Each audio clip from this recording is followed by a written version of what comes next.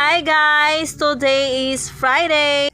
Yehey! Makapahulay na jud mi. Karon day mga may guys, kay busy-busy ang mga mami sa pag-prepare sa pagkaon para sa ilang mga bebe. Kay mga may guys, kay feeding sa among mga estudyante. Pero kay natungnan man nga birthday ni Teacher Aime, makalibre na punig pa ni Odto ane. Siyempre, basta pagkaon, ay di namin magpaulahi. Atake na mga mami! Salamat day sa mga nag-prepare ug nag-donors ani. Labi nagjud kay Teacher Aime. Thank you so much sa libre. Ana pa jud sa ante. Bas ganahan mog soft drinks na adere. Sponsor na ko ni. Joke lang. Lami kay tan-awon sa ilang mga niluto. Simple lang pero makabusog no. Gatan-aw pa lang ko pero gatulo ng laway ko. Aw.